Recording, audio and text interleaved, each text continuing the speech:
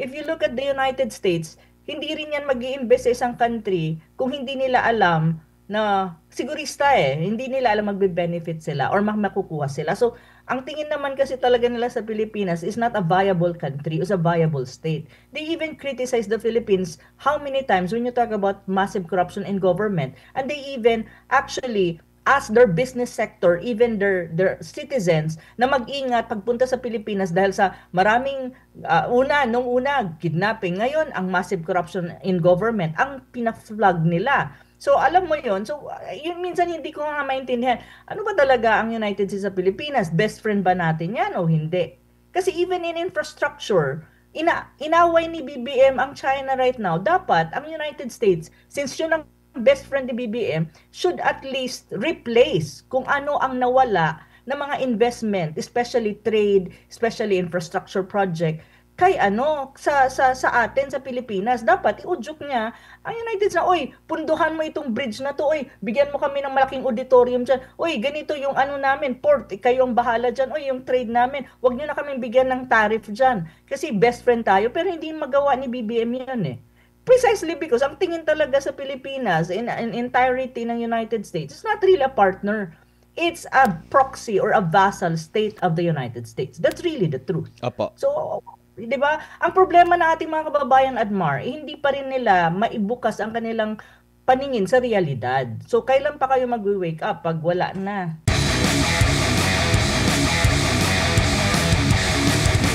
Nag-search tayo dito, maliban sa China na malimit din na magbigay ng full grant, kumbaga sila talaga yung magpopondo. Oh, number one sila. Meron din ang Estados Unidos, itong USAID nila, pero merong mga kondisyon yan. Dapat may good governance, transparency, at syempre BFF ka ng ng China, ng US, no? So meron din silang pinupondohan na tulay, kalsada at iba pang mga infrastructure. Nandyan din yung nababanggit natin kanina na Japan, pero sa kanila most likely pautang, no? Kumbaga kung walang budget ka, pwede kang umutang. Which is sikat yung JICA, 'di ba? Japan International Cooperation Agency, nandiyan yung mga tulay, subway, marami tayong mga projects with Japan din.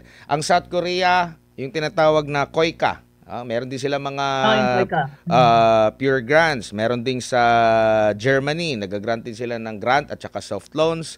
Meron din sa European Union, meron din sila mga malalaking grants, pati yung Australia, Saudi Arabia. So maraming mga bansa. So kung iisipin, halimbawa, ng mga kritiko dito sa China, kung iisipin natin itong ganitong klaseng logic, edi dapat i-apply din natin dito. Bakit tayo tinutulungan? Kasi siguro meron niyang interest sa atin. Prof, masasabi mo? Ang tawag nito, yun na nga ang sinasabi ko kasi masyadong colored mag-isip yung iba nating mga kababayan na para bang lahat na lang inuugnay nila dun sa dispute. Itong mga bansang to, they also have this kind of what you call investment dimension or what you call track. However, kung titignan mo ang Pilipinas, very minimal ang may kinalaman sa hard infrastructure na funded by these countries. Like for example, Saudi Arabia, even European countries or EU, even the United States. It's really not there kasi they are not expert on these things. Itong mga countries na to, they are not really expert or they don't have that solid experience in hard infrastructure. It's really China that is number one at the moment. On the other hand, ang mahirap naman kasi sa mga tulad ng Amerika, when they extend investment to the country, like for example the Philippines, may strings attached yan. And usually, ang strings attached niyan is may kinalaman sa control, sa political influence, sa political dynamics ng isang bansa tulad ng Pilipinas. Kaya nga, di ba, may may mga condition and concession. Dapat may mga listahan yan i-check mo yung box na good governance kuno, democracy promotion kuno. It's very ideological. Kasi ganun ang nila, it's ang extension kasi ng United States when you talk about investment, may it be infrastructure and other kind of investment. Ang exchanges kasi diyan, they should have a control and influence on the political dynamics of a country. On the other hand, it's what you call democracy promotion. Yung kanilang konsepto ng what is democracy as far as America is concerned is i-export nila dyan sa isang bansa dahil nagbibigay sila ng aid. That's really how the United Opo. States work. Mm. Ang China, it's not. It's a business. It's a pure business deal.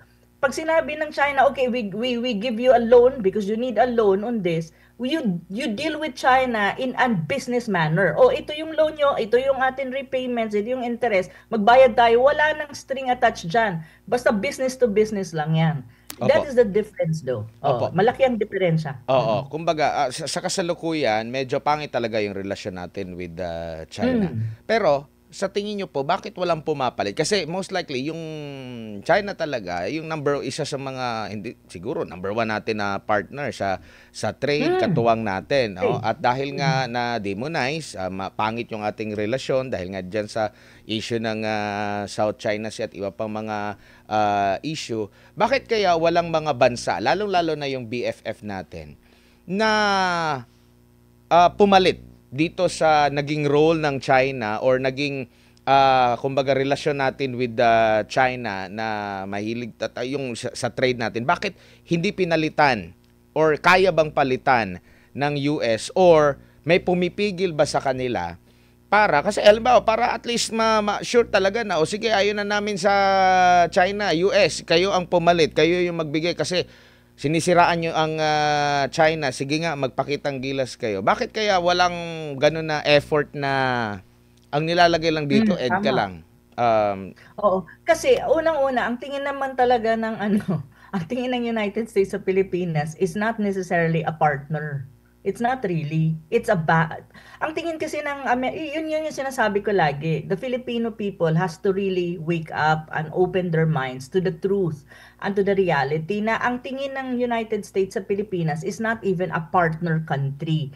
It is a vassal state as far as the United States is concerned. So as a vassal state, ang kanyang tingin, saan ba ako pwedeng magbigay ng pera na it will benefit me, not necessarily the Philippines. And that is defense and military. Precisely because it's not necessarily Philippine defense. It's actually for the strategic interest nga ng United States when you talk about the Indo-Pacific or the Asia-Pacific region. Yun yung tingin talaga ng United States sa atin. So look, saan ba nilalagay ng United States ang pera niya when you talk about so-called aid? It's always on defense and military. And saan yan pupunta? Pumupunta yan sa pag-i-improve ng kanilang mga military installations sa Pilipinas. Ang tanong, sino bang nagbe-benefit sa improvement ng military installation nila? Is it the Philippines really? No, of course not. It's the United States. Kasi yung mga yan, it's not for Philippine defense. It's actually will be used by the United States against its adversary, which is ang perceived adversary niya is China. May it be in a military escalation in the Taiwan Strait. It's more the Taiwan Strait actually, not necessarily a flashpoint din naman ang South China Sea, pero ang tingin ko dyan is more on the Taiwan. So ito yun, ito naman talaga ang totoo dyan. So at saka the second point also, ang United States is not good when you talk about they're not really that effective or they don't have the capacity or the competence when you talk about infrastructure project or hard infrastructure project. So hindi rin yan sila gagalaw na okay, mag-i-invest sila ng halimbawa big road project for the Philippines precisely because they don't have the expertise on it. So isa din yan. At saka, Opo. if you look at the United States, hindi rin yan mag-i-invest sa isang country kung hindi nila alam na sigurista hindi nila alam magbe-benefit sila or makukuha sila. So, ang tingin naman kasi talaga nila sa Pilipinas is not a viable country, is a viable state. They even criticize the Philippines how many times when you talk about massive corruption in government. And they even actually ask their business sector, even their citizens, na mag-ingat pagpunta sa Pilipinas dahil sa maraming, nung una, kidnapping. Ngayon, ang massive corruption in government, ang pina-flag nila. So, alam mo yun. So, yun, minsan hindi ko nga maintindihan. Ano ba talaga ang United States sa Pilipinas? Best friend ba natin yan o hindi? Kasi even in infrastructure, inaway ni BBM ang China right now. Dapat, ang United States, since yun ang best friend ni BBM, should at least replace kung ano ang nawala na mga investment, especially trade, especially infrastructure project, kay sa atin sa Pilipinas. Dapat iudyok niya ang United States na, oy, punduhan mo itong bridge na to, oy, bigyan mo kami ng malaking auditorium diyan. Oy, ganito yung namin, port, kayo ang bahala diyan. Oy, yung trade namin, wag niyo na kaming bigyan ng tariff diyan. Kasi best friend tayo, pero hindi magawa ni BBM 'yan eh. Precisely because ang tingin talaga sa Pilipinas in entirety ng United States is not really a partner. It's a proxy or a vassal state of the United States. That's really the truth. Opo. So, 'di ba? Ang problema ng ating mga kababayan, Admar, hindi pa rin nila maibukas ang kanilang paningin sa realidad. So, kailan pa kayo magwi-wake up pag wala na? Opo. Talagang na tayo. Babalik tayo sa Prof, sa saysayan ng Pilipinas na opo. colonized tayo ng Amerika. Ganun. Napag-uusapan po itong Amerika. Di ko lang alam kung nabasa nyo na po ba yung panibagong nila, yung inilabas nila na National Security Strategy. National Security. Opo. Kung saan, marami ang siguro nagtaka dahil iba yung nakalathala doon sa usual, no? Kumbaga, mas nakatutok na daw, as per doon sa NSS ng Estados Unidos, sa kanilang seguridad panloob at panlabas sa mga susunod na taon.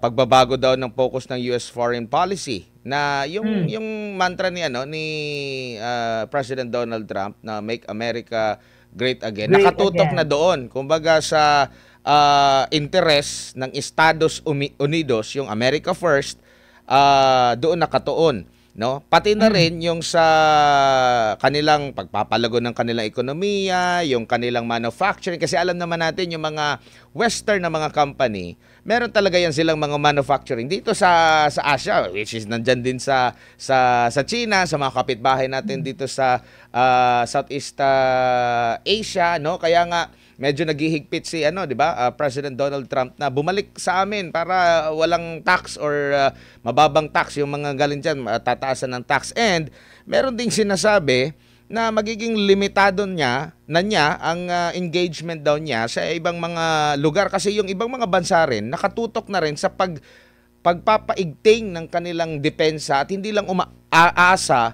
sa Estados Unidos. Sabi, hindi na raw sila magiging policeman sa sanlibutan ang Estados Unidos.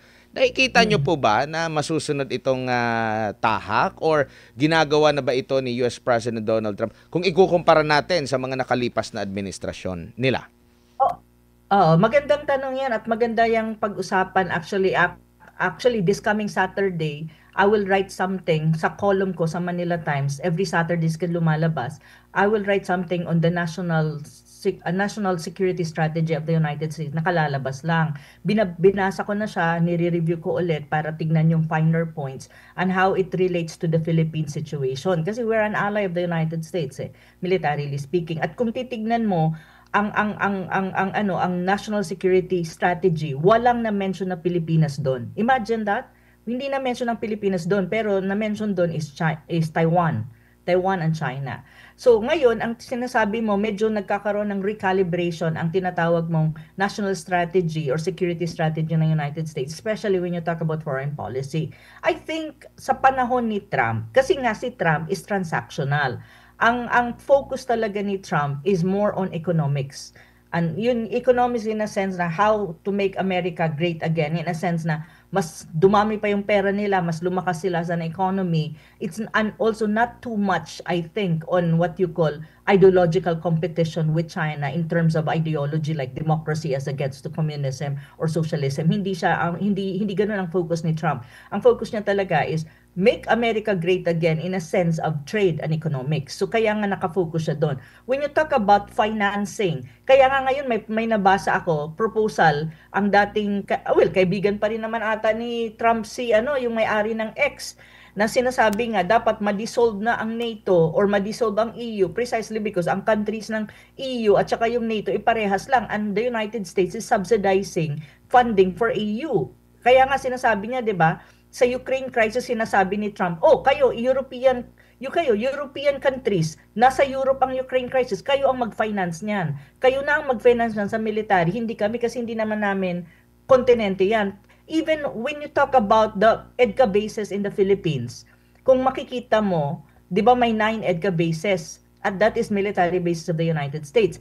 These are bases that actually, if in any case, sana wag naman mangyari sa panahon natin or kahit kailan na magkaroon ng encounter or military escalation dyan sa Taiwan Strait, these military bases will be used by the United States in aid of Taiwan. So ngayon, ang sinasabi ni United States, ano daw, sabi niya, oh, Taiwan, you finance the EDCA bases in the Philippines. You see? Because I don't think Trump wants to spend money on too much of stretching itself when you talk about financing defense or financing military. I don't think Trump is interested in that. Kasi ang tingin ko kay Trump wants to have more money, more resources coming into the United States rather than going out. Businessman siya eh. You have to remember again that Trump is a businessman. So, hindi yan gagastos at ayaw niyang gumastos na wala naman siyang profit dyan. So, ang gusto niya, mas maraming papasok sa United States na resources rather than going out, na lalabas. So, ganun siya. So, when you talk about military and military financing, ngayon, makikita mo, naglilimit siya. Nililimit niya. Even yung Ukraine financing, hindi na eh. Ayaw na nga niyang i-finance yung Ukraine na yan eh. Kaya lang, problema nila yan kasi inumpisahan yan nung panahon, nung kanyang predecessor.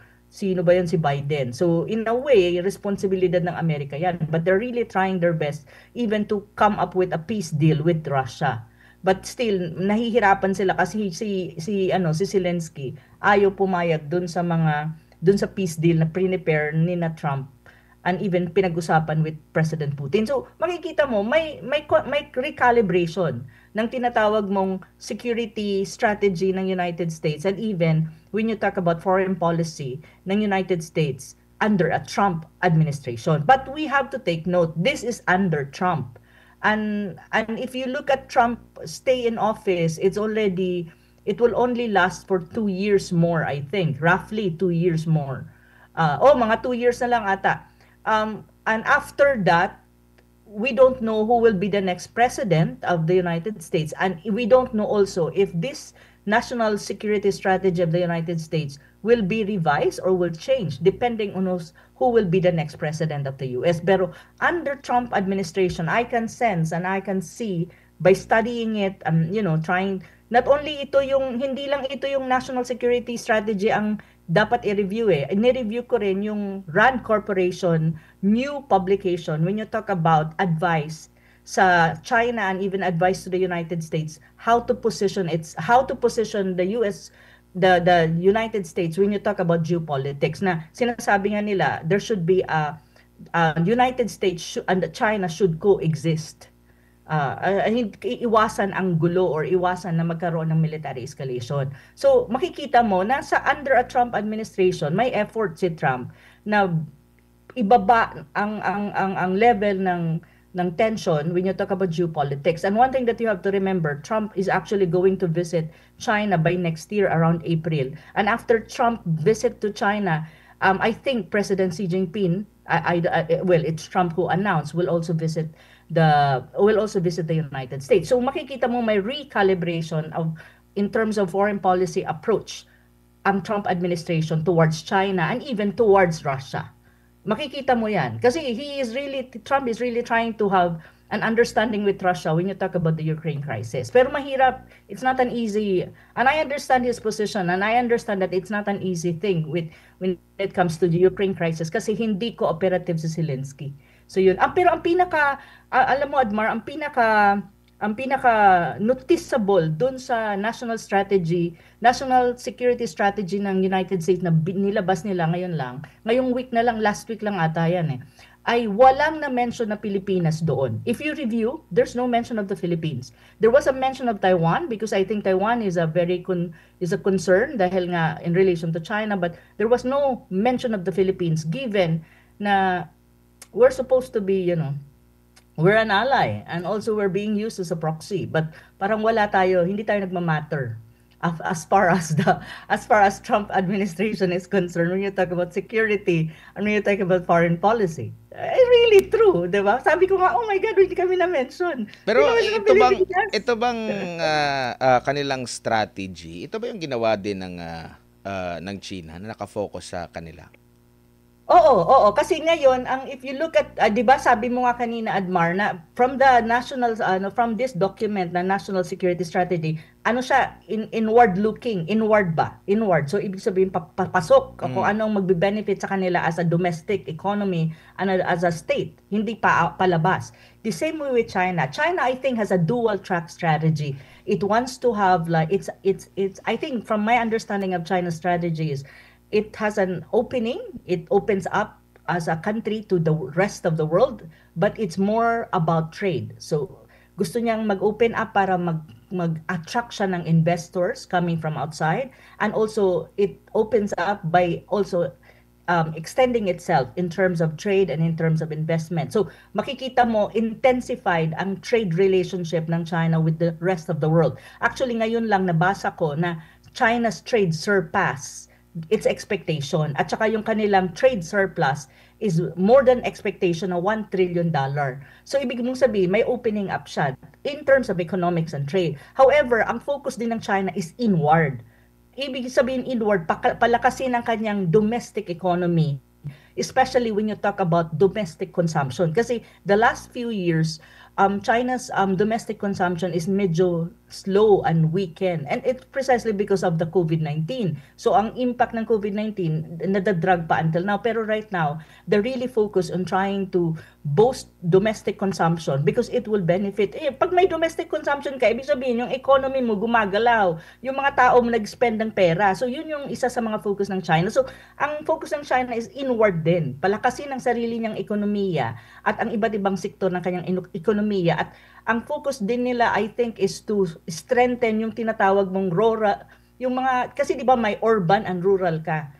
So gusto ng China na itong urban and rural, yung gap nila mawala, at umunlad din yung mga areas ng China na hindi pa ganun ka well-developed or economically speaking. So may ganun siyang trajectory, which is the same trajectory kung titignan mo ang strategy ni Trump na inward-looking din. So in a way, naiintindihan ko si Trump kung bakit siya nagpe-pressure sa mga countries na, invest in my country. If you invest in my country, hindi na kita bibigyan ng tariff.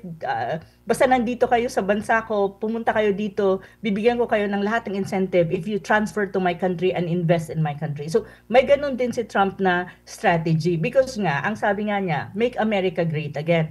Pero I think make America great again is more on the economic and the trade part, na magkaroon ng maraming pera, yung kanilang deficit, kasi may deficit din, malaki din yung utang ng Amerika to a greater extent. So ganoon ang strategy. So if you look at the two superpowers, may ganoon silang focus, more on inward looking ang approach.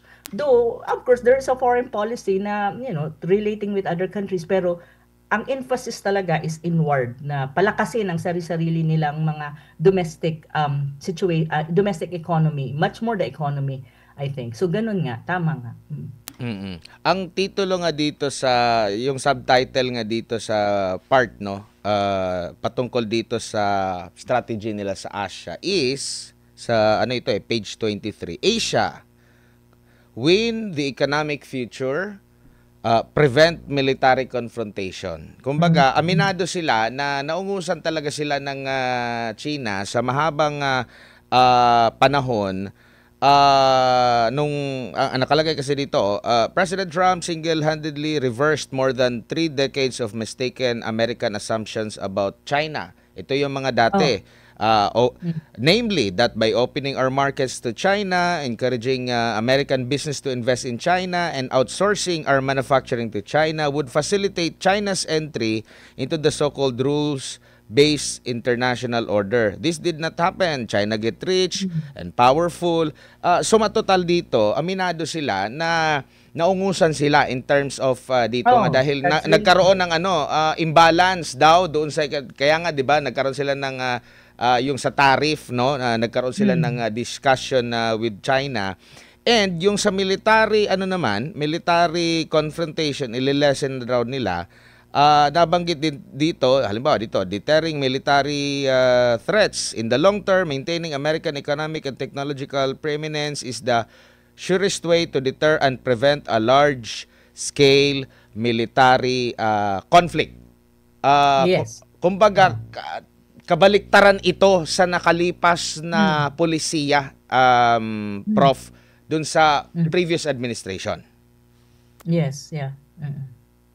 Kasi parang nakatutok dun sa 'di ba, yung sa mga tungkol sa military, magbebenta sila pala, hindi pala tayo.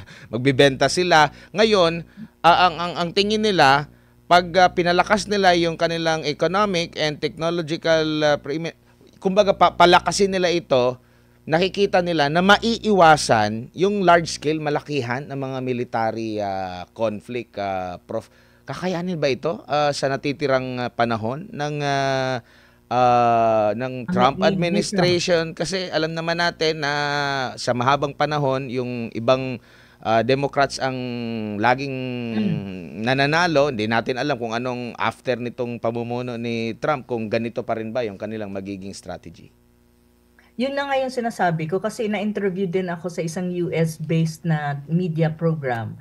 Ang tinatanong din ako ng same question sa'yo. Nagjo-joke nga ako dun sa anchor, sabi ko, let's just be happy at the moment that we don't need to face what you call military escalation or challenges related to defense and military in the Indo-Pacific kasi it's Trump. At least Trump is more focused on trade war rather than on hot war. Pero ang tanong kasi dyan, ang term of office ni Trump would only, yun nga sabi ko, matagal na ata ang 2 years at then magkakaroon sila ng election ulit. So it depends really kung sino ang susunod na presidente. I just hope na yung susunod nilang magiging presidente would see the wisdom behind the recalibration of Trump foreign policy and even defense and security strategy because it would really benefit the United States. I think Trump is wise enough, and I think also Trump to a greater extent kasi businessman. Nakikita niya na for the last 50 years, 40 years na America was waging wars across Middle East and even different parts of the world na sila ang nagpa-finance na ang kanilang economy crippled kasi hindi nila na-improve ang kanilang infrastructure. Ang daming improvement at ang daming mga bagay na hindi nakita, and even their military is left behind. Totoo, yung kanilang military assets, they are not at par with China when you talk about technological capability, even in defense and military. Mas advanced ang China on that. That's why, ang nakikita mo dun sa kanilang national strategy ng United, sinasabi nila, they will also focus on improving the technology and especially may kinalaman sa halimbawa, AI and even yung mga mga satellite or even improving the military assets kasi talagang na left behind talaga sila. So but if you do that, you need money for it. Hindi mo naman ma-improve ang military mo as a country kung wala kang pera. Kaya nga si Trump, 'di ba? Ang kanyang focus is to get more money for the United States for him to be able to, finance the different needs of the United States, especially the military side, and even economics, and even infrastructure. Kasi kung pupunta ka ng United States, my goodness, karamihan ng infrastructure nila is luma at hindi na functional. Even in New York, the train is so dirty and is not really at state of the art. It's luma. So kaya nga, ang ngayon, makikita mo na may ganong trajectory. Pero ang tanong mo kasi, magbabago ba itong trajectory at na gustong gawin ni Trump at ngayon tinatry niya talagang gawin after his term? Yun ang pinaka magandang tanong kasi we don't know kung sino ang mananalo, if it's a Republican pa rin na parehas ang vision kay Trump, or is it a Democrat na medyo ideological at mahilig sa confrontation at mahilig dito sa mga Cold War dynamics. So yun yung kailangan natin bantayan, especially the Philippines kasi magpapalit din tayo ng liderato eh. I would assume that we will have what you call national election in 2028. So in a way, pag nagpalit ka ng liderato, kailangan mo tignan ang mga movements, yung susunod na leader, kailangan niyang tignan ang movements ng mga partners niya, including China and the United States. Kasi ito yung biggest partner mo, ito yung superpowers Opo. Na you have relations. So yun yung sinasabi ko, very crucial for the Philippines as well to see na after Trump, sino ang susunod na presidente ng United States at ano ang kanilang foreign policy. Kasi dapat, titignan natin yun para alam natin kung paano tayo puposisyon. Yun. Prof, eto, basahin ko lang yung mga kataga din na dito, no. Ito, malapit na to sa Pilipinas. Di na-mention yung Pilipinas eh. Pero malapit kasi nasa Hindi. South China Sea. Ito, ang sabi nila, given that one-third of global shipping passes annually through the South China Sea, baka Mm. gusto nila West Philippine Sea, this has major implications for the US economy. Hence, Mm. deterring a conflict over Taiwan, ideally by preserving military overmatch, is a priority. We will also maintain Mm. our long-standing declaration policy on Taiwan, meaning the United States does not support any unilateral change to the status quo in the Taiwan Strait. So kumbaga Straight. sila din mismo, aminado rin sila na hindi solusyon. Pero hindi rin nila gini-give up. Dapat din magkaroon talaga ng mawala yung mismatch. Kumbaga maging pantay yung military or ano ba nila doon sa mismong lugar para mapanatili daw yung kapayapaan. Pero hindi, kumbaga hindi nila nakikita na lalala, no, yung military threats doon sa lugar. Kasi nga meron din palang epekto sa kanilang ekonomiya, itong South China Sea kung maging Oo, yung magulo. South Kabilang China din sila Sea. sa ano, anong Oh, tingin mo kasi dyan? one third of global trade passed through the South China Sea and Mare. So kung magkakaroon ng disruption diyan at magkakaroon niya ng conflict, di madi-disrupt ang trade mo. Hindi lang ang Asia Pacific ang apektado diyan, buong mundo. And even the United States is affected kasi ang trade, ang lahat ng karamihan ng goods and trade ng China will pass through South China Sea going to different direction, different countries, different continents. So alam na, well, under Trump, given na he is really a businessman in terms of mindset, alam niya na kapag may nangyari dyan sa South China Sea, apektado din ang United States. And the United States will not benefit from anything na may military escalation dyan. Kaya ang sinasabi nga niya, dapat ma-maintain kung ano ang dapat na sitwasyon, well, the relative peace ng South China Sea.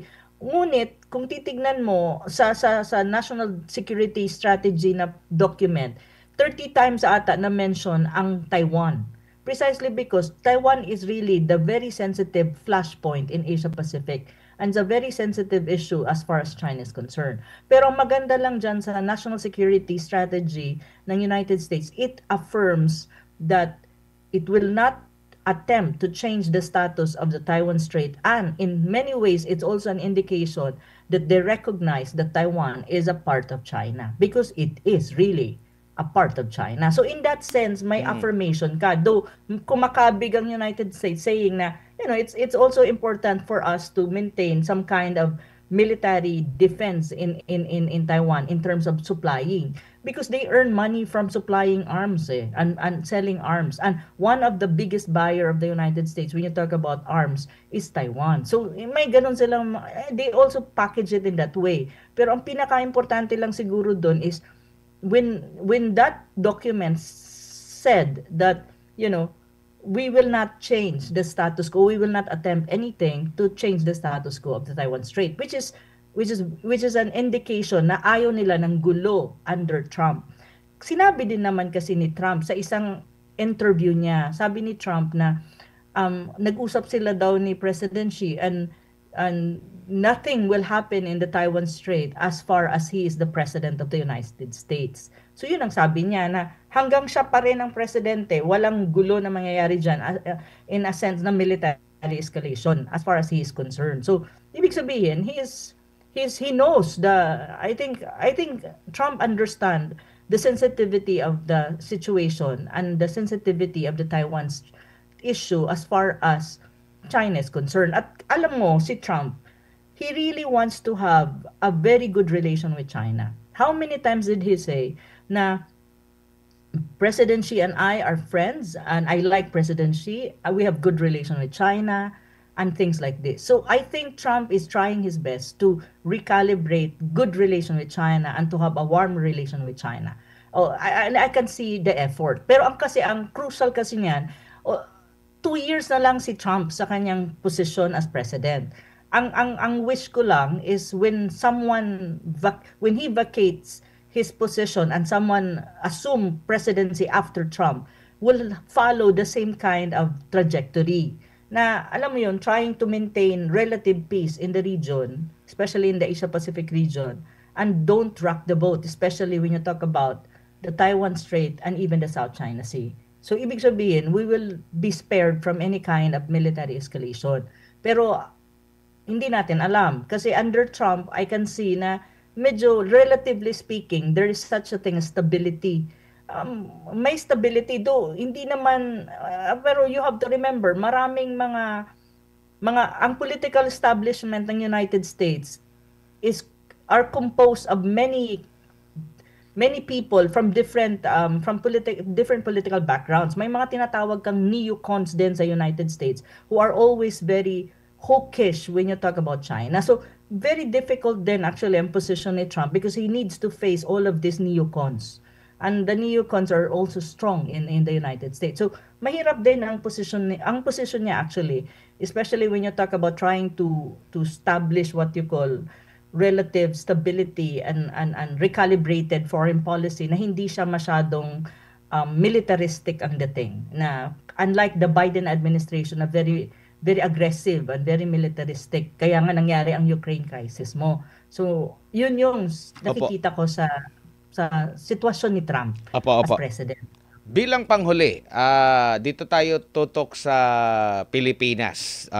May kaugnayan dito nga po sa National Security Strategy. Kung kayo po ang masusunod, ano kaya ang mas mainam na magiging counter strategy natin dito? Kasi ito na yung halimbawa kung ito talaga yung susundin na estratehiya ng Estados Unidos, ano kaya ang gagawin? May conflict na tayo with China, may issue pa tayo sa korupsyon, medyo problematic din yung ating ekonomiya.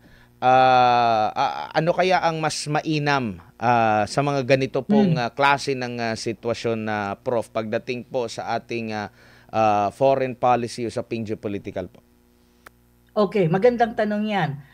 Kung nakita natin, Trump, the United States, previously Biden administration very antagonistic against China and even allies of China like Russia and the rest, and under Trump recalibration. Ang sabi nga niya, 'di ba, during the time that the Bongbong Marcos was visiting the Oval Office of in the United States, kaharap niya si Trump, 'di ba? Anong sabi ni Trump sa kanya? We have good relation with China. Why don't you have good relation with China too? 'Di ba? So if you ask me, given the national security strategy of Trump administration, and if you look at how Trump is trying to recalibrate its relation with the Chinese, I think we should do the same. Because at the moment, our relationship with China diplomatically and politically, even military-wise, is not really good. These are not good relationship at the moment. So sa akin, and then you are suffering from a lot of things domestically, and one of that is economic. Ang foreign direct investment mo mababa, wala ka masyadong infrastructure project na gumagalaw, tourism mo mababa, wala nga zero, kulang na lang maging zero ang turismo natin kasi walang pumupunta na turismo, especially the Chinese, wala lang Chinese tourist masyado. So ang dami mong problema, tas may massive corruption in government ka pa. So if I am on, like for example, if I can only make an advice or I'll be in the shoes of let us say Bongbong Marcos, I think what I would do is recalibrate relationship with China. Try to, recalibrate in a sense that you approach. Let's talk, let's mend. Try to see kung saan tayo pwedeng maayos ulit ang relationship natin. And especially on the South China Sea, try to, stabilize the situation there. Don't escalate. Talk, negotiate, and then probably ask for some kind of economic help, infrastructure, trade, tourism, and all that. If that's the case, if you ask me.